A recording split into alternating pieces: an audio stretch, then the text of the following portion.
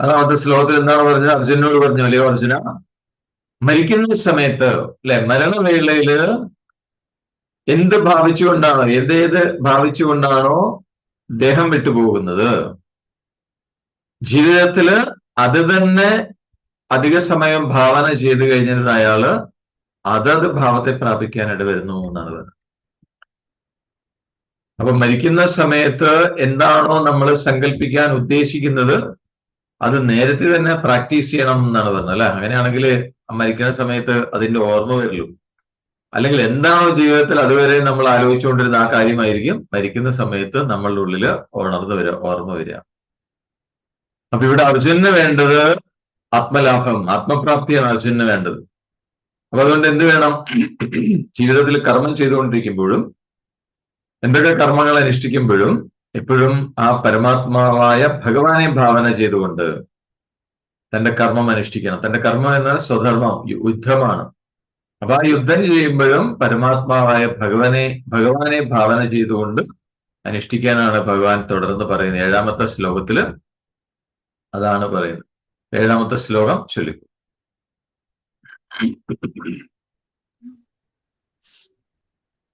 തസ്മാത് സർവേഷു കാലേഷു മാമനുസ്മരയുധ്യ ച മയ്യർപ്പിതാ മനോ ബുദ്ധിർ മാമോ വൈശ്യസ്യ സംശയ. മാമേ വൈശ്യസ്യ സംശയ. ഭഗവാൻ പറയുന്നു അർജുനോട് എന്താണ് ചെയ്യേണ്ടത്? തസ്മാത് അല്ലെ. അപ്പൊ അതുകൊണ്ട് ഏതുകൊണ്ട്? മരണവേളയില് എന്താണോ ഒരാള് ഭാവന ചെയ്യുന്നത് അതായത് തീരും അടുത്ത ജന്മത്തിൽ എന്ന് പറഞ്ഞു അല്ലെ. പക്ഷെ മരണസമയത്ത് അത് ഭാവന ചെയ്യണമെങ്കിൽ എന്ത് വേണം? ജീവിതത്തിൽ നേരത്തെ തന്നെ അത് പ്രാക്ടീസ് ചെയ്തിട്ടുണ്ടാവണം. തസ്മാത്, അപ്പൊ അതുകൊണ്ട് പറയണം സർവേഷു കാലേഷു മാമനുസ്മര യുദ്ധ്യച മയ്യർപ്പിത മനോബുദ്ധി മാമേ വൈശ്യസ്യ സംശയ. അതുകൊണ്ട് പറഞ്ഞാൽ ഏതുകൊണ്ട്? മരണസമയത്ത് ആത്മഭാവന ഉണ്ടാവണം. അതാണ് അർജുനന് വേണ്ടത്. അർജുന ആത്മാവിനിലേക്കാണ് പോകേണ്ടത്, ആത്മപ്രാപ്തിയാണ് വേണ്ടത്. അതുകൊണ്ട് മരണസമയത്ത് ആത്മഭാവന ഉണ്ടാവണം. അപ്പൊ മരണസമയത്ത് ആത്മഭാവന ഉണ്ടാവണം എന്നുള്ളതുകൊണ്ടാണ് തസ്മാ എന്ത് ചെയ്യണം? അതുണ്ടാവണമെങ്കിൽ സർവേഷു കാലേഷു, എല്ലാ സമയത്തും, സദാസമയവും നടത്തും. സർവേഷു കാലേഷു, എല്ലാ സമയത്തും എന്ത് ചെയ്യണം? മാം അനുസ്മര എന്നാണ്. മാം അനുസ്മര, എന്നെ സ്മരിച്ചു കൊണ്ടിരിക്കൂ. അപ്പൊ എന്നെ എന്ന് പറഞ്ഞാൽ ഇവിടെ അങ്ങനെ പരമാത്മാവായ എന്നെ സ്മരിച്ചു കൊണ്ടിരിക്കൂ എന്നാണ്. എല്ലാ കാലത്തും എല്ലാ സമയത്തും പരമാത്മാവായ എന്നെ വിട്ടുപോകാതെ സ്മരിച്ചുകൊണ്ടിരിക്കൂ എന്നാണ്. എന്നിട്ടോ എന്ത് ചെയ്യണം? സ്മരിച്ചുകൊണ്ടും ഉണ്ടായിരുന്ന പോരാ അല്ലെ. രാവിലെ എഴുന്നേറ്റ് കുളിയൊക്കെ കഴിഞ്ഞ് ഭസ്മക്കുലിയൊക്കെ തൊട്ട് ഒരു ഭാഗത്ത് ഇങ്ങനെ ചെയ്ത് സ്മരിച്ചുകൊണ്ടിരിക്കുകയല്ല പറഞ്ഞ. പിന്നെന്താ പറഞ്ഞ?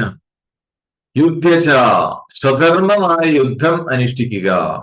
സ്വധർമ്മം അനുഷ്ഠിക്കുന്നതിന്റെ ഒപ്പം മാം അനുസ്മരാണ്. ചെയ്യാനുള്ള പണികളൊക്കെ ചെയ്തുകൊണ്ടിരിക്കുക, പക്ഷെ എപ്പോഴും ഓർമ്മിക്കേണ്ടത് ഭഗവാനെ ഓർമ്മിച്ചുകൊണ്ട് ചെയ്യാനാണ്. എന്തിനാണ് അത് ചെയ്യുന്നത് പറഞ്ഞു കഴിഞ്ഞാൽ അതിനുള്ള കാരണം പറയുന്നത് മൈ, എന്നിൽ അർപ്പിത മനോഭൂതി, മനസ്സും ബുദ്ധിയും എന്നിൽ അർപ്പിച്ചു കഴിഞ്ഞാൽ എന്താ സംഭവിക്കാം? മാം ഏവ ഏഷ്യസി എന്ന് പറഞ്ഞാൽ എന്നെ തന്നെ പ്രാപിക്കുന്നതാണ്. അസംശയം, സംശയമേ ഇല്ല എന്നാണ് പറയുന്നത്. മനസ്സിലായി? അപ്പൊ മരിക്കുന്ന സമയത്ത് എന്താണോ, എന്തിനെ കുറിച്ചാണോ നമ്മൾ ചിന്തിക്കാൻ ആഗ്രഹിക്കുന്നത്, അല്ലെങ്കിൽ മരണസമയത്ത് എന്തിനെ കുറിച്ചാണോ നമ്മൾ ഭാവിക്കാൻ ഉദ്ദേശിക്കുന്നത്, അത് തന്നെ സദാസമയവും സ്മരിക്കണം എന്നാണ് പറയുന്നത്. അപ്പൊ ഇവിടെ മരിക്കുന്ന സമയത്ത് അർജുനന് വേണ്ടത് ആത്മഭാവന ഉണ്ടാവണം, എന്നാലേ ആത്മപ്രാപ്തി ഉണ്ടാവുള്ളൂ അർജുനൻ. അപ്പൊ മരിക്കുന്ന സമയത്ത് ആത്മഭാവന ഉണ്ടാവണം എന്നുള്ള കാരണം അതുകൊണ്ട് എന്ത് വേണം? അർജുനൻ എല്ലാ സമയത്തും പരമാത്മാവായ എന്നെ വിട്ടുപോകാതെ സ്മരിച്ചു കൊണ്ടിരിക്കൂ എന്നാണ് പറയുന്നത്. അത് സ്മരിച്ചുകൊണ്ടിരിക്കുമ്പോൾ എന്ത് ചെയ്യണം? സ്വധർമ്മവും അനുഷ്ഠിക്കണം. അർജുനന്റെ സ്വധർമ്മം എന്ന് പറഞ്ഞ യുദ്ധമാണ്. അപ്പൊ സ്വധർമ്മം അനുഷ്ഠിച്ചുകൊണ്ട് തന്നെ, അനുഷ്ഠിക്കുമ്പോ തന്നെ എന്നെ സ്മരിച്ചു കൊണ്ടിരിക്കൂ. അപ്പൊ എന്തിനാണ് അത് പറയണത് വെച്ച് കഴിഞ്ഞാൽ മനസ്സും ബുദ്ധിയും എന്നിൽ അർപ്പിച്ചു കഴിഞ്ഞാൽ നീ എന്നെ തന്നെ പ്രാപിക്കും, ഒരു സംശയം. ഇവിടെ ഞാൻ എന്ന് പറഞ്ഞാൽ പരമാത്മാവ്, ആ ആത്മതത്വ അർജുനന് വേണ്ടതാണ്. അപ്പൊ പരമാത്മാവിനെ അതില് മനസ്സും ബുദ്ധിയും അർപ്പിച്ചു കഴിഞ്ഞാൽ യാതൊരു സംശയവും വേണ്ട, എന്നെ തന്നെ പ്രാപിക്കും. അപ്പൊ മാം അനുസ്മര യുദ്ധേച്ഛ. അപ്പൊ ഇവിടെ ഒരു സൂചിപ്പിക്കുന്നത് എന്താണ്? സ്വധർമ്മം അനുഷ്ഠിച്ചുകൊണ്ട് ചെയ്യാനാണ് പറയുന്നത് അല്ലെ. അപ്പൊ ആത്മസാക്ഷാത്കാരം നേടണമെങ്കിൽ നമ്മൾ ഈ ജീവിതത്തിൽ നിന്ന് ഒളിച്ചോടേണ്ട ആവശ്യമൊന്നുമില്ല. എല്ലാം ഉപേക്ഷിച്ച് കുടുംബവും കുട്ടിയൊക്കെ ഉപേക്ഷിച്ച് എവിടെയും പോകേണ്ട കാര്യമൊന്നുമില്ല. അങ്ങനെ പോയതുകൊണ്ട് കിട്ടാനും പോകുന്നില്ല, അല്ല കിട്ടിക്കൊള്ളണമെന്നില്ല. അങ്ങനെ പോയത് അതുകൊണ്ട് മാത്രം കിട്ടിക്കൊള്ളണമെന്നില്ല. അപ്പോ ഇവിടെ എന്താണോ നമ്മളുടെ ജീവിത സാഹചര്യം അത് തുടരുക, അല്ലെ? അത് തുടർന്നുകൊണ്ട് തന്നെ അവിടെ ചെയ്യാനുള്ള കർമ്മങ്ങളൊക്കെ അനുഷ്ഠിച്ചുകൊണ്ട് തന്നെ ഒന്നിൽ നിന്നും ഒളിച്ചോടാതെ ആത്മസാക്ഷാത്കാരം നേടാം. അപ്പൊ എങ്ങനെ സാധിക്കുക ചോദിച്ചു കഴിഞ്ഞാൽ, കർമ്മങ്ങൾ നിറഞ്ഞ, അല്ലെ, ഓരോ നിമിഷവും കർമ്മം നിറഞ്ഞതാണ്, കർമ്മബഹുലമാണ് ഈ ജീവിതം, കർമ്മമയമാണ് ഈ ജീവിതം എന്ന് പറയുന്നത്. അപ്പൊ ഈ കർമ്മമയമായ ജീവിതം തുടർന്ന് പോകുമ്പോൾ തന്നെ എളുപ്പത്തിൽ അത് സാധിക്കും എന്നാണ്, ആത്മസാക്ഷാത്കാരം നേടാൻ സാധിക്കും. മനസ്സിലായോ? അല്ലാണ്ട് കർമ്മങ്ങളെല്ലാം ഉപേക്ഷിച്ചിട്ട് അത് നേടേണ്ട കാര്യമില്ല എന്നാണ്. കാരണം നമ്മൾക്കൊക്കെ കർമ്മങ്ങളുണ്ട് ചെയ്യാൻ. അപ്പോ ആ കർമ്മമയമായ ജീവിതം തുടർന്ന് പോകുമ്പോൾ തന്നെ എളുപ്പത്തിൽ ആത്മസാക്ഷാത്കാരം സാധിക്കും എന്നാണ് പറയുന്നത്. പക്ഷെ ഒറ്റ കാര്യം വേണ്ടു, എന്താണ്? നമ്മളെ കർമ്മം അനുഷ്ഠിച്ചുകൊണ്ടിരിക്കുമ്പോൾ സ്വധർമ്മം അനുഷ്ഠിക്കുന്നതിന്റെ കൂടെ തന്നെ ആത്മഭാവന പ്രാക്ടീസ് ചെയ്യണം, ആത്മഭാവന അഭ്യസിക്കണം എന്നാണ് പറയുന്നത്. എന്താണ് ഈ ആത്മഭാവന? അത് തന്നെ സർവം, എല്ലാം ആത്മാവാണ്, എല്ലാം പരമാത്മാവാണ്. അത് പ്രാക്ടീസ് ചെയ്യുക. എന്തൊക്കെ കാണുന്നുണ്ടോ അതൊക്കെ പരമാത്മാവിന്റെ രൂപങ്ങളാണ് എന്ന് സ്മരിക്കുക, എന്ന് ഓർമ്മിക്കുക. ആരൊക്കെ ആളുകളെ കാണുന്നുണ്ടോ ഇവരൊക്കെ പരമാത്മാവിന്റെ ഭാഗമാണ്. നേരത്തെ പറഞ്ഞില്ലേ, യാതൊന്ന് കണ്ടതു നാരായണ പ്രതിമ, യാതൊന്ന് കേൾപ്പതു നാരായണ ശ്രുതികൾ, യാതൊന്ന് ചെയ്തതു നാരായണ അർച്ചനകൾ, യാതൊന്ന് ഇതൊക്കെ ഹരിനാരായണ. അപ്പം ആത്മഭാവനയും ചെയ്യണം, സ്വധർമ്മം അനുഷ്ഠിച്ചുകൊണ്ട് ആത്മഭാവനയും അഭ്യസിക്കണം എന്നാണ് പറയുന്നത്. അപ്പൊ എന്ത് സംഭവിക്കും? ആത്മഭാവന അഭ്യസിക്കും തോറും, അല്ലെ, അഭ്യസിക്കും തോറും പിന്നീട് ഒരു അവസ്ഥ വരും, ഒരു സ്റ്റേജ് വരും. എന്താണെന്നറിയാമോ? ആത്മഭാവന ഇല്ലാതെ പിന്നെ കർമ്മങ്ങളൊന്നും ചെയ്യാൻ പറ്റില്ല എന്നുള്ളൊരു അവസ്ഥ സ്വാഭാവികമായിട്ട് വന്ന് ചേരണം എന്നാണ്. മനസ്സിലായി? ഇത് പ്രാക്ടീസ് ചെയ്ത് കഴിഞ്ഞാൽ പിന്നെ നമ്മളൊരു കർമ്മം ചെയ്യുമ്പോൾ ഓട്ടോമാറ്റിക്കായിട്ട് അതിനെക്കുറിച്ച് ആ പരമാത്മാവിന്റെ സ്മരണ ഉള്ളിൽ ഓട്ടോമാറ്റിക്കായിട്ട് വരും. അത് വന്നു കഴിഞ്ഞാൽ രക്ഷപ്പെട്ടു പോകുന്നതാണ്. മനസ്സിലായോ? ഇനി ഈ ആത്മഭാവന പറ്റാത്ത ആളുകൾക്ക് നേരത്തെ പറഞ്ഞു ഇഷ്ടദേവതയെ സ്മരിച്ചുകൊണ്ടിരിക്കുക, അല്ലെ, സഗുണോപാസന. അതിന് സഗുണോപാസന എന്ന് പറയാം. സഗുണോപാസന ശീലിക്കുന്ന ആളുകള് അവർക്ക് അവരുടെ ഇഷ്ടദൈവം ഏതാണോ ആ ഇഷ്ടദേവതയെ നിരന്തരമായിട്ട് സ്മരിച്ചുകൊണ്ടിരിക്കുക. അതല്ലെങ്കിൽ ഏതെങ്കിലും ഈശ്വരനാമം സമയം കിട്ടുമ്പോ ഒക്കെ ചൊല്ലിക്കൊണ്ടിരിക്കുക, നാമം ചൊല്ലിക്കൊണ്ടിരിക്കുക. സമയം കിട്ടുമ്പോ ഒക്കെ ഈശ്വരനാമം. അത് നാവ് കൊണ്ട് ചൊല്ലാം, അല്ലെങ്കിൽ മനസ്സുകൊണ്ട് ചൊല്ലാം. നാവ് കൊണ്ട് ഉറക്കി ഉച്ചരിച്ച് ചൊല്ലാം, കുഴപ്പമൊന്നുമില്ല, മറ്റുള്ളവർക്ക് ശല്യം ഉണ്ടാവുന്നില്ലെങ്കിൽ. അല്ല, ഇന്നത്തെ കാലത്ത് നാമം ചൊല്ലുമ്പോഴാണ് മറ്റുള്ളവർക്ക് ശല്യം കൂടുതലായിട്ട് തോന്നുക. വേറെ വേണ്ടാത്ത വാക്കുകൾ ഉച്ചരിച്ച് ആർക്കും വലിയ ശല്യം തോന്നില്ല. അതങ്ങനെയാ, അല്ലെ? അത് സ്വാഭാവികമായി. അപ്പൊ പുറമേക്ക് ഉച്ചരിച്ചു കഴിഞ്ഞാൽ പ്രശ്നമാവുകയാണെങ്കിൽ മനസ്സുകൊണ്ട് ഉച്ചരിച്ചു കൊണ്ടിരിക്കുക, മനസ്സുകൊണ്ട് നാമം ജപിച്ചുകൊണ്ടിരിക്കുക. ഇങ്ങനെ അത് അഭ്യസിക്കണം എന്നാണ് പറയുന്നത്. അതാണ് സഗുണോപാസന എന്ന് പറയുന്നത്. ഇനി നിർഗുണോപാസകന്മാരാണെങ്കിൽ എന്ത് ചെയ്യണം? ഇതൊക്കെ ഈ കാണുന്നത് മുഴുവൻ ബ്രഹ്മമാണ്. എങ്ങനെയുള്ള ബ്രഹ്മം? സച്ചിദാനന്ദ, അല്ലെ, ബോധാനന്ദ ഘനമായ ബ്രഹ്മം തന്നെയാണ്. ഇതെപ്പോഴും ഭാവന ചെയ്ത് അഭ്യസിക്കണം എന്നാണ് പറയുന്നത്. എന്തൊക്കെ കാണുന്നുണ്ടോ ഇതൊക്കെ ബ്രഹ്മമാണ്, ഭാവന ചെയ്യും. അപ്പൊ ഇതൊരു അഭ്യാസമാണ്. അപ്പൊ ഇങ്ങനെ ഭാവന ചെയ്യുന്നതോടെ ഈ അഭ്യാസത്തിന് ഉറപ്പ് വരുമ്പോ എന്ത് സംഭവിക്കും? സത്യബോധം അനുഭവപ്പെടും, ശാന്തി, അല്ല, ഇതൊക്കെ അങ്ങനെ അനുഭവപ്പെടാനായിട്ട് തുടങ്ങും എന്നാണ് പറയുന്നത്. അതാണ് പ്രാക്ടീസ് ചെയ്യുമ്പോൾ അതാണ് ഉണ്ടാവുക. അപ്പോ മരിക്കുന്ന സമയത്ത് ഈശ്വരന്റെ സ്മരണയോടുകൂടി മരിക്കുന്നവർക്ക്, ശരീരം വെടിയുന്നവർക്ക് ഈശ്വരനെ പ്രാപിക്കാൻ പറ്റും, ഈശ്വരനിലേക്ക് എത്താൻ പറ്റും, ഭഗവത് പ്രാപ്തി കൈവരും എന്നാണ് പറയുന്നത്. അതിന് സംശയമില്ല എന്നാണ്. മാമേ വൈശ്യസ്യ സംശയ എന്നുള്ളത്, അതിന് ഒരു സംശയവും ഇല്ല എന്നാണ്. അപ്പൊ ഈശ്വരനെ സ്മരിച്ചുകൊണ്ട് ഭഗവത് സ്മരണയോട് കൂടിയിട്ടാണ് ശരീരം വിടുന്നതെങ്കിൽ, മരിക്കുന്നതെങ്കിൽ അവര് ഭഗവാനിലേക്ക് ലയിച്ചു ചേരും, ഭഗവാനെ നേടാൻ സാധിക്കും. അതിനൊരു സംശയമില്ല. പക്ഷേ ഈ ഒരു കാര്യം ഓർമ്മിക്കണം എന്ന് വീണ്ടും വീണ്ടും പറയുന്നുണ്ട്. എന്താ ഓർമ്മിക്കേണ്ടത്? അപ്പൊ മരണസമയത്ത് ഭഗവാനെ ഓർമ്മിക്കണം എന്ന് പറഞ്ഞാൽ നമ്മളൊക്കെ തീരുമാനിക്കും, ഓക്കെ മരിക്കുമ്പോഴല്ലേ, അതപ്പം ഞാൻ തീരുമാനിച്ചോളാം എന്ന് പറയും. അല്ല, മരിക്കുന്ന സമയത്ത് ഞാൻ വിചാരിച്ചോളാം എന്ന് വിചാരിക്കും. പക്ഷേ അത് നടക്കില്ല.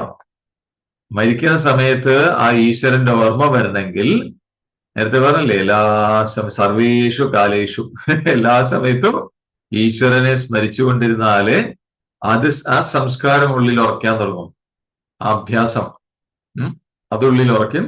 അപ്പൊ മരിക്കുന്ന സമയത്ത് ഒരു എഫേർട്ടും ഇല്ലാതെ തന്നെ ഈശ്വരന്റെ സ്മരണ തനിയേ വരും, ഉള്ളില് തനിയേ ഉണർന്നു വരും.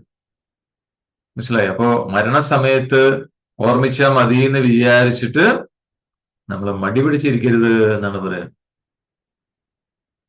അപ്പൊ ജീവിതത്തിൽ നമ്മൾ എന്താണോ കൂടുതലായിട്ട് സ്മരിച്ചുകൊണ്ടിരിക്കുന്നത്, എന്തിനെ ഓർമ്മിക്കാനാണോ നമ്മൾ അഭ്യസിക്കുന്നത്, അത് മാത്രമാണ് മരിക്കുന്ന സമയത്ത് തെളിഞ്ഞു വരല് ഉള്ളിൽ. അത് നിയമമാണ്. മനസ്സിലായി? അപ്പൊ അതുകൊണ്ട് മരിക്കുന്ന സമയത്ത് എന്തിനെയാണ് ഓർമ്മിക്കേണ്ടത് എന്ന് തീരുമാനിക്കുന്നവർ അല്ലെങ്കിൽ ആഗ്രഹിക്കുന്നവര് അതിനെ തന്നെ നേരത്തെ തന്നെ പ്രാക്ടീസ് ചെയ്യണം, അഭ്യസിക്കണം, ഓർമ്മിക്കാൻ സ്മരിക്കാനായിട്ട് അഭ്യസിക്കണം എന്നാണ് പറയുന്നത്. അതാണ് സർവേഷു കാലേഷു മാം അനുസ്മര എന്ന് പറയാനുള്ള കാരണം അതാണ്. മനസ്സിലായോ? അപ്പോ സദാ സ്മരണം അല്ലെ എന്ന് പറഞ്ഞു കഴിഞ്ഞാൽ മനസ്സും ബുദ്ധിയും ഈശ്വരനിൽ അർപ്പിക്കുക എന്നാണ്. മനസ്സും ബുദ്ധിയും ഈശ്വരനിൽ അർപ്പിക്കുക. അപ്പൊ അങ്ങനെയാണെങ്കിൽ അതൊരു സംശയം വരും, അതെങ്ങനെ ചെയ്യാം? മനസ്സും ബുദ്ധിയും എങ്ങനെ ഇപ്പോ ഈശ്വരനിൽ അർപ്പിക്കാന്ന് ചോദിച്ചു കഴിഞ്ഞാൽ, മനസ്സ് എന്ന് പറഞ്ഞത് മനസ്സിൽ സങ്കല്പങ്ങളും വികല്പങ്ങളും നിറഞ്ഞിരിക്കുന്നതാണ് മനസ്സ്, അല്ല? അപ്പൊ ബുദ്ധി എന്ന് പറയുന്നത് നിശ്ചയാത്മികയാണ്. ബുദ്ധി എന്ന് പറയുന്നത് ബുദ്ധിയിലാണ് ഉറപ്പുള്ളത്. അപ്പൊ പ്രപഞ്ചത്തിന്റെ കാര്യങ്ങൾ, ചുറ്റുപാടുമുള്ള കാര്യങ്ങളിൽ അതിനെക്കുറിച്ച് മനസ്സിൽ സങ്കല്പങ്ങളും വികല്പങ്ങളും ഒക്കെ ഉണ്ടാവുന്ന സമയത്ത് എന്ത് വേണം? നമ്മൾ ബോധപൂർവം നമ്മൾ ഭാവന ചെയ്യുക. എന്താ ഭാവന ചെയ്യേണ്ടത്? ഈ പ്രപഞ്ചം, കാണുന്ന ഈ പ്രപഞ്ചം, അത് കാണപ്പെടുന്ന ഈ പ്രപഞ്ചം, കണ്ടുകൊണ്ടിരിക്കുന്ന ഞാന് എല്ലാം ഈശ്വരമയമാണ്.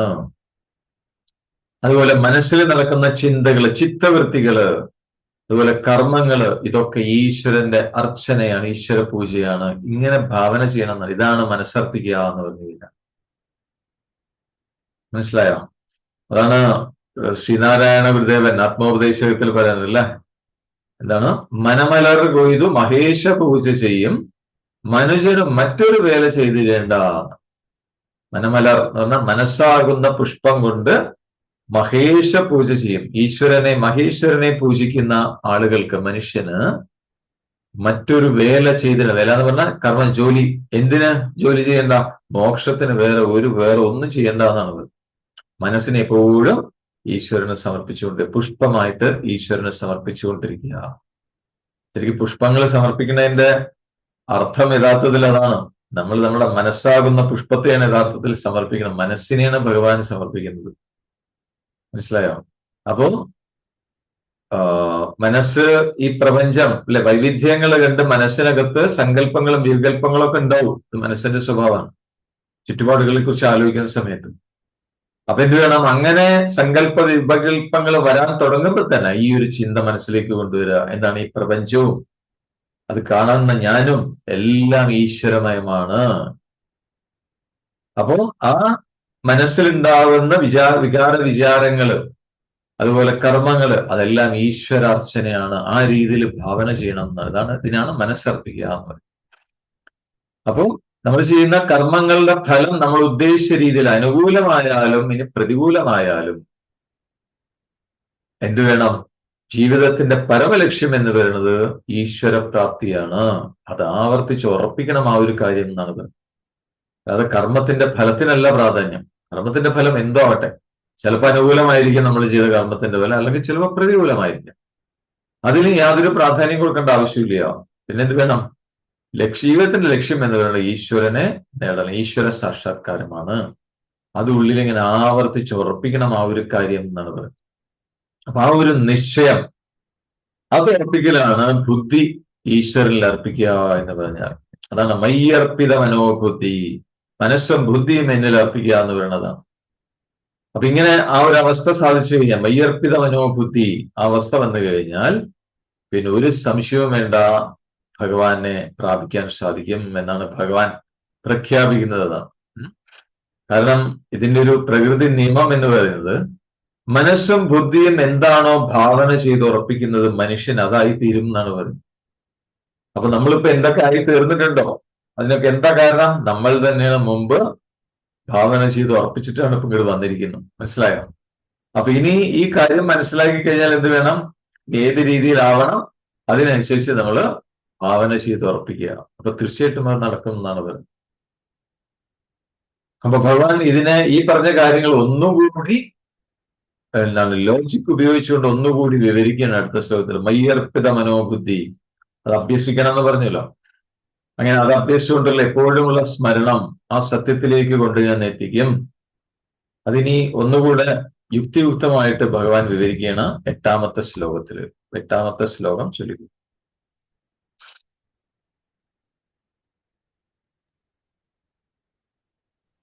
അഭ്യാസയോഗയുക്തേന ചേതസാ ജ്ഞാന്യഗാമിന പരമം പുരുഷം ദിവ്യം യാതി പാർത്ഥാനുചിന്തയൻ. അടുത്ത ശ്ലോകത്തിൽ പറയുന്ന ഭഗവാൻ എന്നെ ഒന്നും കൂടി ഉറപ്പിക്കുകയാണ്. അഭ്യാസയോഗയുക്തേന ചേതസാ നാന്യഗാമിന പരമം പുരുഷം ദിവ്യം യാതി പാർത്ഥാനുചിന്തയൻ. ന അന്യഗാമിന. അഭ്യാസ യോഗയുക്തേന. അഭ്യാസ യോഗയുക്തേന അർജുനോട് പറയല്ലേ പാർത്ഥ, അല്ലയോ അർജുന. അഭ്യാസ യോഗയുക്തേന എന്ന് പറഞ്ഞാൽ അഭ്യാസം പറഞ്ഞാൽ ആവർത്തിക്കുക അല്ലെ. ആവർത്തിച്ചുള്ള ഭാവന പരിശീലനം കൊണ്ട് ആത്മാനുഭവം നേടിയത് അതാണ് യോഗയുക്തേന. യോഗയുക്തം എന്ന് പറഞ്ഞാൽ ആത്മാനുഭവം നേടുക. ആത്മാനുഭവം ന അന്യഗാമിന. തുടർന്നുള്ള ആ യോഗാനുഭവം കൊണ്ട് വേറൊന്നിലും ചെന്നു പറ്റാതെ, മനസ്സ് വേറെ എവിടെയും ചെന്ന് പറ്റാതെ, ബുദ്ധി വേറെ എവിടെയും ചെന്ന് പറ്റാതെ, ആ ബുദ്ധി കൊണ്ട് അനുചിന്തൻ, എപ്പോഴും ആത്മചിന്തനത്തിൽ ഉറക്കുന്ന ആള്. അവർക്ക് എന്താണ് സംഭവിക്കുന്നത്? ദിവ്യമായിരിക്കുന്ന, എല്ലായിടത്തും നിറഞ്ഞിരിക്കുന്ന പരമമായ പ്രപഞ്ചത്തിന്റെ പരമകാരണമായ പുരുഷം എന്ന് പറഞ്ഞാൽ, പുരുഷം എന്ന് പറഞ്ഞാൽ ഇവിടെ ആ ബ്രഹ്മത്തെ പ്രാപിക്കുന്നു എന്നാണ് പറയുന്നത്. അർജുനോട് പറയാണ്. അപ്പൊ ഇങ്ങനെ ആ ഭാവനാ പരിശീലനം, ആത്മഭാവന അല്ലെ, അതിങ്ങനെ ആവർത്തിച്ച് പരിശീലനം ചെയ്യുമ്പോൾ ആത്മാനുഭവം നേടാനായിട്ട് സാധിക്കും. പിന്നെ ആത്മാനുഭവം നേടിയത് പിന്നെ തുടർന്നുള്ള യോഗാനുഭവം കൊണ്ട് ബുദ്ധി വേറെ ഒന്നിലും ചെന്ന് പറ്റാതിരിക്കുന്നതാണ്. വേറെ എവിടേക്കും പോയില്ല ബുദ്ധി. അപ്പൊ അങ്ങനെയുള്ള ബുദ്ധി കൊണ്ട് എപ്പോഴും ആത്മവിചാരത്തിൽ ഉറക്കുന്ന ആള് അയാൾക്ക് എന്താ സംഭവിക്കുക? എല്ലായിടത്തും നിറഞ്ഞിരിക്കുന്ന, സർവത്ര നിറഞ്ഞു വിലസുന്ന ഈ പ്രപഞ്ചത്തിന്റെ പരമകാരണമായ ബ്രഹ്മത്തെ പ്രാപിക്കുന്നു ആ വ്യക്തി എന്നാണ് പറയുന്നത്. ഈ ഭാവന പരിശീലനം കൊണ്ട് ബ്രഹ്മത്തെ പ്രാപിക്കുന്നു. അപ്പൊ ബ്രഹ്മപദ പ്രാപ്തിക്കുള്ള ക്രമമാണ് ഇവിടെ പറയുന്നത്. എന്ന് പറഞ്ഞാൽ സ്വധർമാനുഷ്ഠാനം ചെയ്യണം. സ്വധർമാനുഷ്ഠാന രൂപമായ കർമ്മത്തിൽ അതിലൊരു വിട്ടുവീഴ്ചയും കൂടരുത്. അത് വേണം. സ്വധർമ്മം അനുഷ്ഠിക്കുന്നതിന്റെ കൂടെ തന്നെ ആത്മഭാവനയും അഭ്യസിക്കുക. ആത്മഭാവന നശിപ്പിക്കുന്ന ഈ കാണുന്നത് മുഴുവൻ ആത്മാവാണ്, അല്ലെങ്കിൽ ഈശ്വരനാണ്. ഞാൻ ചെയ്യുന്ന ഈ കർമ്മം ഈശ്വരനോടുള്ള ആരാധനയാണ്, അർച്ചനയാണ്. അങ്ങനെയാണ് അഭ്യസിക്കേണ്ടത്. അതേപോലെ വീണ്ടും വീണ്ടും ലക്ഷ്യബോധം ഉറപ്പിക്കണം. ലക്ഷ്യബോധം അല്ലെ, ആത്മപ്രാപ്തി. അപ്പൊ ലക്ഷ്യബോധം ഉറപ്പിച്ച് മനസ്സിനെ ആത്മഭാവനയിൽ നിർത്തണം എന്നാണ്, പ്രവർത്തിപ്പിക്കണം. അതാണ് അഭ്യാസം എന്ന് പറയുന്നത്. കാരണം മനസ്സ് പലപ്പോഴും ചെയ്യുന്ന കർമ്മങ്ങളുടെ ഫലത്തെക്കുറിച്ചുള്ള ചിന്തയിൽ മുഴുകിപ്പോകും. അപ്പൊ എന്ത് വേണം ചോദിച്ചു കഴിഞ്ഞാൽ, അങ്ങനെ ഫലത്തെക്കുറിച്ച് മനസ്സ് ചിന്തിക്കാൻ തുടങ്ങിക്കഴിഞ്ഞാൽ ആത്മഭാവനയിൽ നിന്ന് വിട്ടുപോകും. മനസ്സിലാവുന്നുണ്ടോ? ഏതെങ്കിലും ഒന്നേ പറ്റുള്ളൂ. ഒന്നെങ്കിൽ പുറമേയുള്ള കാര്യങ്ങൾ ചിന്തിച്ചുകൊണ്ടിരിക്കുക, അല്ലെങ്കിൽ ആത്മഭാവന. രണ്ടും കൂടി ഒരുമിച്ച് പറ്റിക്കൊള്ളണമെന്നില്ല. അപ്പൊ മനസ്സ് ഇടയ്ക്കിടയ്ക്ക് പോവും അല്ലെ. ചെയ്യുന്ന കർമ്മങ്ങളുടെ ഫലത്തിനെ കുറിച്ചുള്ള ചിന്തകളിൽ ഇടയ്ക്കിടയ്ക്ക് പോയി എന്ന് വരാം. അപ്പൊ എന്ത് വേണം? അതിനെ തിരിച്ചു കൊണ്ടുവരണം എന്നാണ്. അങ്ങനെ പോകുന്നതിനെ കമ്മിറ്റ്മെന്റോടുകൂടി, അർപ്പണ ബുദ്ധിയോടുകൂടി, അങ്ങനെയുള്ള പൗരുഷം കൊണ്ട് തിരിച്ച് ആത്മഭാവനയിലേക്ക് കൊണ്ടുവരണം എന്ന് വീണ്ടും വീണ്ടും തിരിച്ചു കൊണ്ടുവരും. ആത്മാവിലേക്ക് കൊണ്ടുവരും. അപ്പൊ ഈ അഭ്യാസം തുടർച്ചയായിട്ട് ചെയ്യുമ്പോൾ എന്താ സംഭവിക്കുക? മനസ്സ് ശുദ്ധമാവാനായിട്ട് തുടങ്ങും. ചിത്തശുദ്ധി സംഭവിക്കും. ചിത്തശുദ്ധി സംഭവിച്ചു കഴിഞ്ഞാൽ ഉള്ളിലൊരു പ്രസാദം, ഒരു ആനന്ദമൊക്കെ ഉള്ളിൽ ഉണരാനായിട്ട് തുടങ്ങും. അതാണ് ആത്മാനുഭവം. ആ പ്രസാദ ആനന്ദ അനുഭവം അത് തന്നെയാണ് ആത്മാനുഭവം. അങ്ങനെ ആത്മാനുഭവം ഉണ്ടാവുമെന്നാണ് പറയുന്നത് ഇങ്ങനെ അഭ്യസിച്ചു കഴിഞ്ഞാൽ. അപ്പൊ ഇങ്ങനെ മനസ്സ് അഭ്യാസ യോഗയുക്തമായി കഴിഞ്ഞാൽ ആ മനസ്സ് നിരന്തരമായിട്ട് മനസ്സിൽ ആത്മാനന്ദം വേണം എന്നിങ്ങനെ ഒരു ആഗ്രഹം വരും. എപ്പോഴും ഇത് വേണം. മനസ്സിലാവുന്നുണ്ടോ? അപ്പൊ ആദ്യത്തെ സ്റ്റേജിൽ പറഞ്ഞാൽ ഇടയ്ക്കൊക്കെ അതെങ്ങനെ അനുഭവിക്കും. പക്ഷെ അതിന്റെ ഒരു സുഖം, അതിന്റെ ഒരു രുചി കിട്ടിക്കഴിഞ്ഞാൽ അത് ഇനിയും വേണമെന്നാണ് തോന്നുന്നത്. എനിക്ക് വേണ്ടത് അതാണ് എന്ന് തോന്നും. ആ ആത്മാനുഭവമാണ്, ആ അനുഭൂതിയാണ് എനിക്ക് വേണ്ടത് തോന്നും. അപ്പൊ നിരന്തരമായിട്ട് എപ്പോഴും ഇത് അനുഭവിക്കണം എന്നുള്ളൊരു ആഗ്രഹം വരും ഉള്ളില്. അപ്പൊ ആ ആഗ്രഹം വന്നു കഴിഞ്ഞാൽ എന്താ ചെയ്യാം? ആ ഒരു എഫേർട്ട് എടുക്കാൻ തുടങ്ങും, ആത്മചിന്തനം അല്ലെ, ആ എഫേർട്ട് എടുക്കാൻ തുടങ്ങും. അപ്പൊ എന്ത് സംഭവിക്കുക? ലൗകികമായ ചിന്തകളൊക്കെ ഓരോന്നോരോന്നായിട്ട് മനസ്സിൽ നിന്ന് പോവാനായിട്ട് തുടങ്ങും, അപ്രത്യക്ഷമാവാനായിട്ട് തുടങ്ങും. മനസ്സിലായോ? എന്ന് മാത്രമല്ല, ആ ആത്മാനുഭവത്തിൽ വേറൊരു ചിന്തയുമില്ലാതെ ആത്മാനുഭവത്തിൽ ഉറക്കാൻ തുടങ്ങും മനസ്സ്. ഇതിനാണ് അനന്യഗാമിത്വം എന്ന്, ബുദ്ധിയുടെ അനന്യഗാമിത്വം. എന്നുവെച്ചാൽ വേറെ അന്യഭാഗങ്ങളിലേക്ക് ഒന്നും പോയില്ല, വേറെ എവിടെയും പോയില്ല, ആത്മാവിൽ തന്നെ ഉറച്ചു നിൽക്കാൻ തുടങ്ങും എന്നാണ് പറയുന്നത്. അപ്പൊ പുറമേ എന്തൊക്കെ കർമ്മങ്ങൾ ചെയ്യുന്നുണ്ടെങ്കിലും അല്ലെ, ബാഹ്യകർമ്മങ്ങൾ എന്തൊക്കെയാണെങ്കിലും ബുദ്ധി ഈ പറഞ്ഞ രീതിയിൽ അനന്യഗാമിയായി കഴിഞ്ഞാൽ, വേറെ എവിടെയും പോവാതെ ആയിക്കഴിഞ്ഞാൽ, ആ ബുദ്ധി എന്ത് ചെയ്യും? എപ്പോഴും ആത്മവിചാരത്തിൽ ഉറക്കും, ആത്മചിന്തനത്തിൽ ഉറക്കും എന്നാണ്. അപ്പൊ അങ്ങനെ എപ്പോഴും ബുദ്ധി എപ്പോഴും ആത്മചിന്തനത്തിലാണ് ഉറക്കുന്നതെങ്കിൽ, ആ ഒരു നിലയിൽ, ആ ഒരു സ്റ്റേജിൽ എത്തിക്കഴിഞ്ഞാൽ, പിന്നെ ആ വ്യക്തി ജീവിച്ചിരുന്നാലും മരിച്ചാലും ആ എങ്ങും നിറഞ്ഞിരിക്കുന്ന പരമകാരണമായ ബ്രഹ്മത്തെ ആ ചിത്തം പ്രാപിച്ചു കഴിഞ്ഞു എന്നാണ് ഇതിന്റെ അർത്ഥം.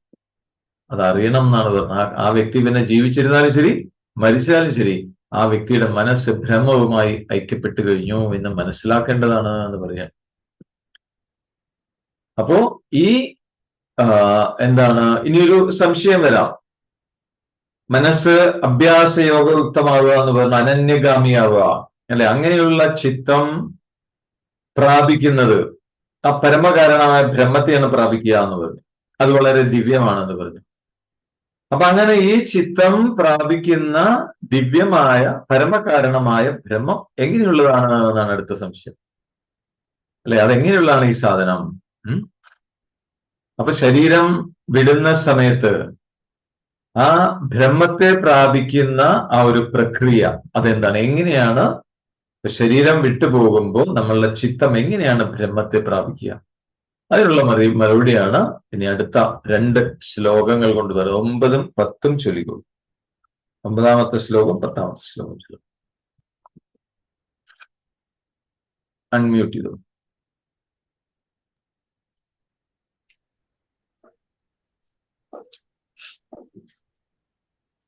കവിം പുരാണമനുശാസിതാരം അണോരാണീയാം സമനസ്മരേധ്യ സർവസ്യാദാതാരമചിന്യരൂപം ആദിത്യവർണം തമസഃ പരസ്താത് അടുത്ത ശ്ലോകം പ്രയാണകാലേ മനസാചലേന ഭക്ത്യാ യുക്തോ യോഗബലേന ചൈവ ഭ്രുവോർമധ്യേ പ്രാണമാവേശ്യ സമ്യക് സാതം പരം പുരുഷമുപൈതി ദിവ്യം. അടുത്ത 2 ശ്ലോകങ്ങൾ കൊണ്ട് ഇതെങ്ങനെയാണ് സാധിക്കുക എന്നാണ് പറയുന്നത്. 9ാമത്തെ ശ്ലോകത്തിന് കവിം പുരാണമനുശാസിതാരം അണോരണീയാം സമനു സ്മരേത്യ സർവസ്യ ദാതാരം അചിന്യരൂപം ആദിത്യവർണം തമസ പ്രസ്താത് പ്രയാണകാലേ മനസാചലേന ഭക്ത്യാ യുക്തോ യോഗബലേന ചെയ്യും ഭ്രുവോർ മധ്യേ പ്രാണമാവേശ്യ സമ്യക് സതം പരം പുരുഷമുപൈതി ദിവ്യം. അതിനുള്ള വഴിയാണ് പറയുന്നത്. അപ്പൊ എന്താണ് വഴി ചോദിച്ചാൽ ഭക്തിയ എന്ന് പറഞ്ഞാൽ ഭഗവാനോട് അങ്ങേറ്റം ഭക്തിയോടുകൂടി, പരമപ്രേമത്തോടുകൂടി. പിന്നെയോ യോഗബലേന ച ഏവ എന്ന് പറയുന്നുണ്ട്. യോഗബലത്തോട്, ധ്യാന അഭ്യാസ ബലത്തോടുകൂടി യുക്ത യഹ ആരാണോ പ്രയാണകാലെ, പ്രയാണം എന്ന് പറഞ്ഞാൽ യാത്ര ചെയ്യുന്ന സമയത്ത്, ദേഹം ത്യജിക്കുന്ന സമയത്ത്, പ്രാണം എന്ന് പറഞ്ഞാൽ പ്രാണവായുവിനെ ഭ്രുവോ മധ്യേ എന്ന് പറഞ്ഞാൽ മൂക്കിനകത്ത്, നാസാദ്വാരങ്ങൾക്കകത്ത്, ഭ്രുവ മധ്യത്തില്, പുരികങ്ങളുടെ മധ്യത്തായിട്ട് സമ്യക് ആവേശ്യ വേണ്ട പോലെ ആ പ്രാണനെ അടക്കി നിർത്തുക, ഭ്രുവ മധ്യത്തിൽ അടക്കി നിർത്തി. കവി എന്ന് പറഞ്ഞാൽ സർവജ്ഞൻ, പുരാണം പണ്ടേയുള്ളവനും, അനുശാസിതർ എല്ലാ പ്രപഞ്ചഘടകങ്ങളെയും നിയന്ത്രിക്കുന്ന ആളും, പിന്നെയോ സൂക്ഷ്മത്തിലും സൂക്ഷ്മവുമായിരിക്കുന്ന, സർവലോകങ്ങൾക്കും ആശ്രയമായിരിക്കുന്ന അചിന്ത്യ രൂപമാണ് അതിന്റെ. എന്ന് പറഞ്ഞാൽ ഇന്ദ്രിയങ്ങൾക്കോ മനസ്സിനോ കണ്ടെത്താൻ കഴിയാത്ത രൂപത്തോടു കൂടി, അതാണ് അചിന്ത്യ രൂപം. തമസപ്പർ എല്ലാ ജഡപ്രതിഭാസങ്ങൾക്കും അപ്പുറം സ്ഥിതി ജീവനും ആദിത്യവർണം എന്ന് പറഞ്ഞാൽ സൂര്യനെ പോലെ, അത്രയും ബോധാനുഭവം സ്വരൂപനുമായ സൂര്യനെ പോലെ അനുഭവിച്ചറിയാൻ പറ്റുന്ന ആ പരബ്രഹ്മത്തെ അചലേന മനസ്സ എന്ന് പറഞ്ഞാൽ ചലിക്കാത്ത, ചലനമില്ലാത്ത മനസ്സുകൊണ്ട്, ഏകാഗ്രതയോടുകൂടിയുള്ള മനസ്സുകൊണ്ട് അനുസ്മരെ തുടർന്ന് ഭാവന ചെയ്യുമോ സഹ അവൻ ദിവ്യം തം പുരുഷൻ എങ്ങും നിറഞ്ഞു വിലസുന്ന ആ പുരുഷനെ പ്രാപിക്കാനിട വരുന്നു എന്നാണ്. എങ്ങനെയാണ് ഭഗവാനെ പ്രാപിക്കാൻ സാധിക്കുക?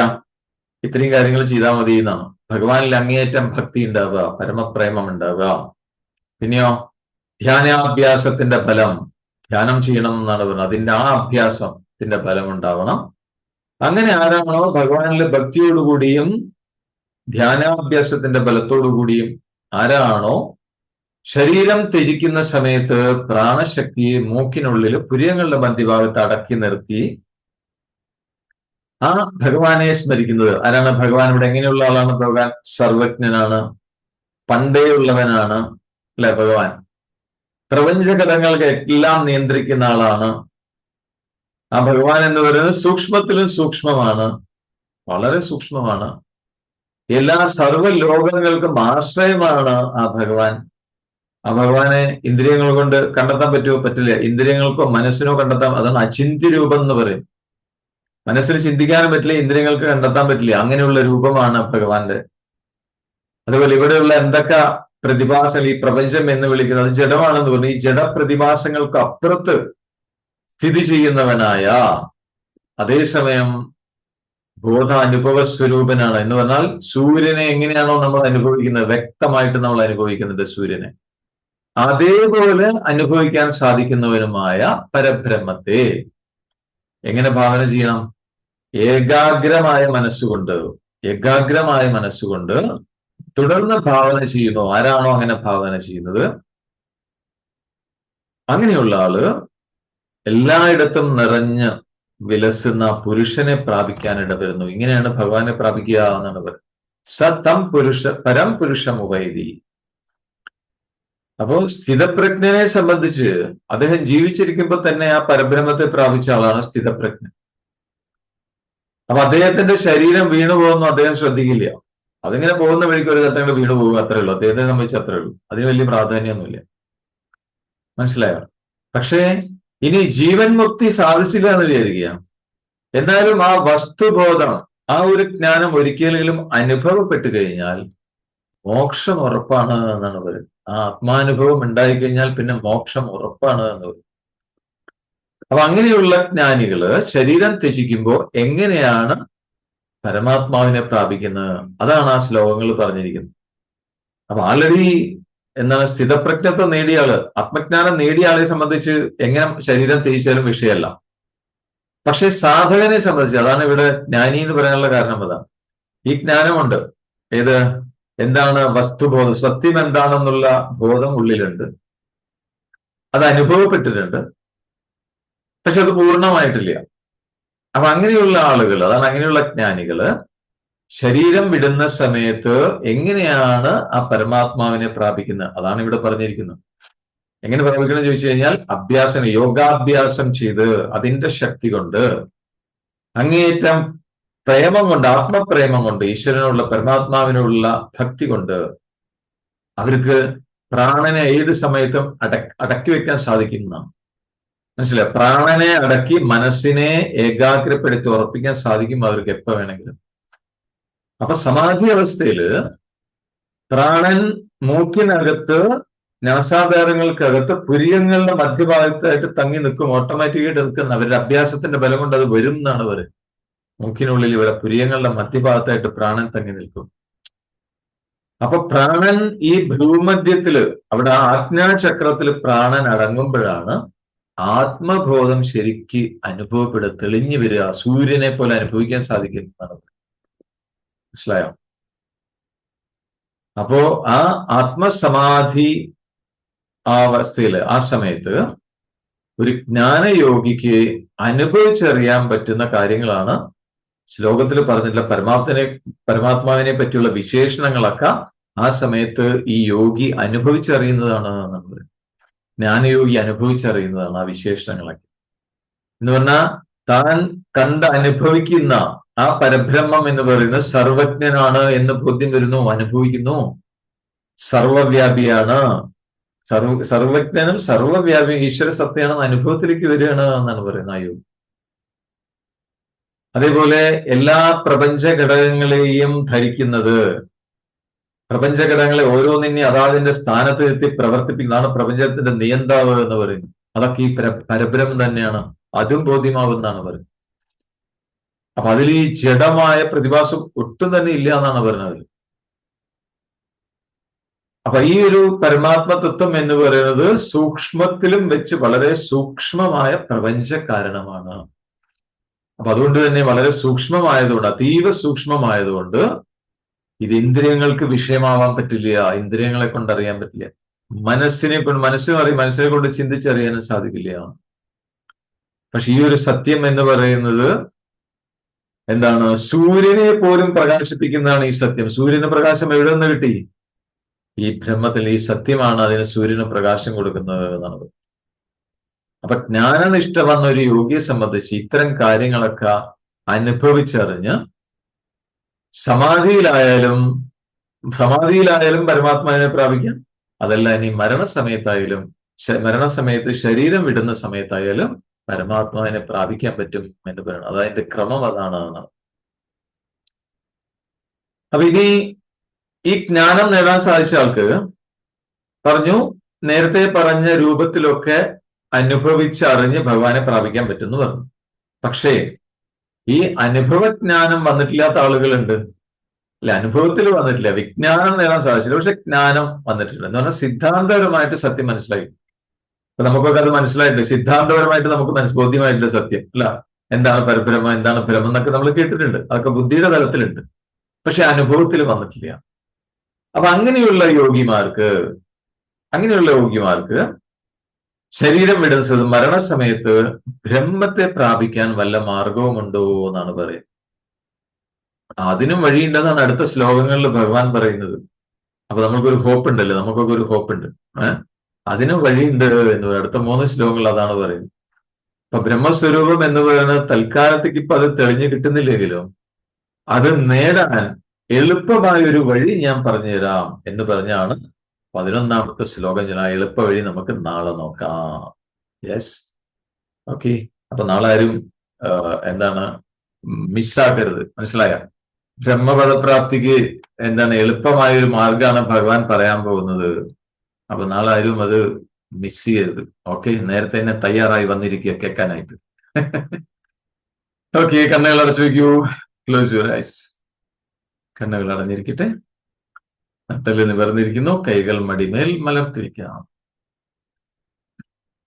ദീർഘമായ ശ്വാസം എടുക്കാം. സാവകാശം പുറത്തേക്ക് വിടാം. കൈകൾ അയഞ്ഞിരിക്കുന്നു. തോളുകൾ അയഞ്ഞിരിക്കട്ടെ.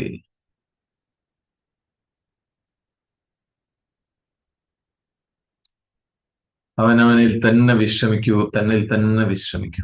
ബി വിത്ത് യുവർസെൽഫ്.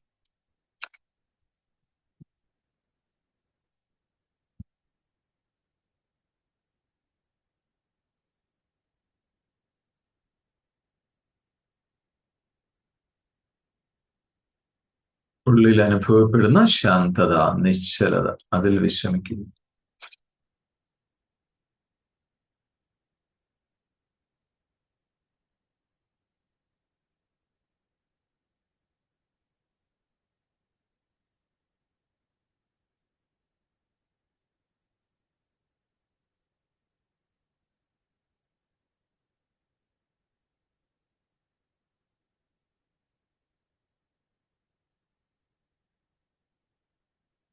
ഓം സം സമിത്യുവസി വൃഷന്നഗ്നേ വിശ്വാനര്യ ഇലസ്പദേ സമിധ്യസേ സനോ വസൂന്യാഭര സംഘച്ഛധ്വം സംവദധ്വം സംവോമനാംസി ജാനത ദേവാഭാഗം യഥാ പൂർവേ സഞ്ജാനാനാ ഉപാസത്തെ സമാനോ മന്ത്രസ്സമിതി സമാനീ സമാനം മനസ്സഹ ചിത്തമേഷാം സമാനം മന്ത്രമഭിമന്ത്രൈവ സമാനേന ഊഹവിഷാ ജുഹോമി. സമാനീവ ആകൂതിഃ സമാനാ ഹൃദയാനിവഹ. സമാനമസ്തു വോ മനോ യഥാ വസ്സു സഹാസതി. നമോ ബ്രഹ്മണേ നമോ വസ്ത്വഗ്നയേ നമ പൃഥവ്യേ നമ ഓഷധീഭ്യഃ. നമോ വാചേ നമോ വാചസ്പതയേ നമോ വിഷ്ണവേ ബൃഹദേ കരോമി. ഓം ശാന്തി ശാന്തി ശാന്തി.